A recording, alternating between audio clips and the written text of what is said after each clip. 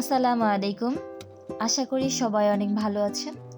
আলহামদুলিল্লাহ, আমিও সৃষ্টিকর্তার রহমতে অনেক ভালো আছি। আজকে বলবো ভাপা পিঠা নিয়ে কিছু কথা। ভাপা পিঠা বাঙালির শেকড়, স্মৃতির ভোর আর শীতের মায়া। ভাপা পিঠা নামটা শুনলেই মনটা যেন শীতের কুয়াশা ভেদ করে চলে যায় গ্রামের পুরনো উঠানে, যেখানে ভোরের আলো এখনো পুরোপুরি ফোটেনি। মাটির চুলায় ধোঁয়া উঠেছে টুকটুক করে, আর তার সঙ্গে ভেসে আসছে এক মায়াময় সুগন্ধ, যে গন্ধকে আমরা বলি গন্ধের জাদু, স্মৃতির সুবাস, স্বাদের সুরভি আর শৈশবের মোলায়েম গ্রান। ভাপা পিঠা শুধু একটি পিঠা নয়, এটা বাঙালির ঐতিহ্য, সংস্কৃতি আর শীতের বিশেষ আয়োজন। ভাপা পিঠার গল্প যা শুরু হয় ঘরের মায়া থেকে।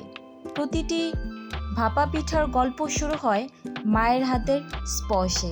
চালের গুঁড়োর সাথে একটু পানি মিশিয়ে যখন মা সেটা দানাদার করেন, যেন তাতে লুকিয়ে থাকে মায়ের স্নেহ, ঘরের উষ্ণতা আর অপরিসীম যত্ন।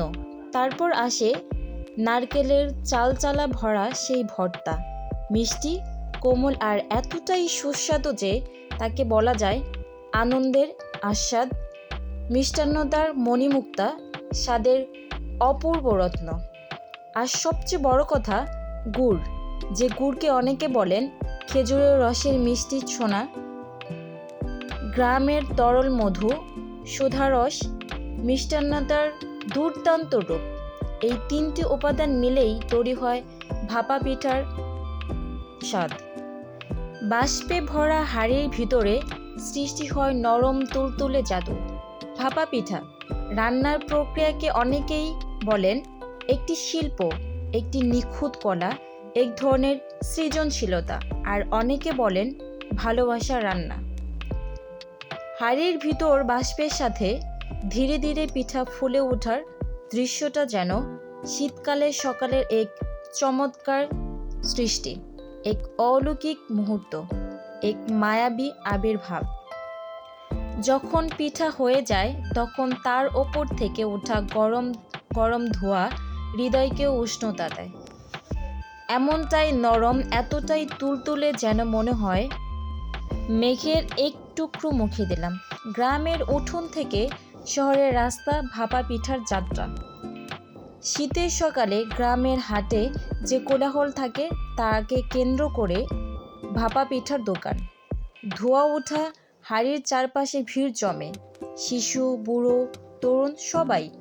কারণ ভাপা পিঠা হলো সবার পিঠা, শীতের প্রাণ, ঘরের স্বাদকে জাগিয়ে তোলা এক স্মৃতি। শহরেও আজকাল রাস্তার পাশে, গলিতে, মেলায় ভাপা পিঠার স্টল দেখা যায়। মনে মনে সবাই খুঁজে মায়ের হাতের মতো স্বাদ পাই কিনা। কেন ভাপা পিঠা এত আবেগের? এর উত্তর একটাই, ভাপা পিঠা আমাদের গল্প বলে, আমাদের অতীতের, আমাদের শেখরের, আমাদের পরিবারের সাথে কাটানো সময়ের। এটা আমাদের মনে করায় জমে থাকা শীতের সকাল, মায়ের হাসি, বাবার অপেক্ষা, ভাই বোনেদের হইচই, আর নরম একটা পিঠা মুখে দিয়ে ছোট্ট সেই আনন্দের বিস্ফোরণ। ভাপা পিঠার স্বাদ শুধু জিভে নয়, হৃদয়ে লেগে থাকে। ভাপা পিঠা এক কামড়ে অনুভব করা যায় বাঙালিত্ব। প্রতিটি ভাপা পিঠায় থাকে শীতের কোমলতা, ঐতিহ্যের গভীরতা, মায়ের স্নেহ।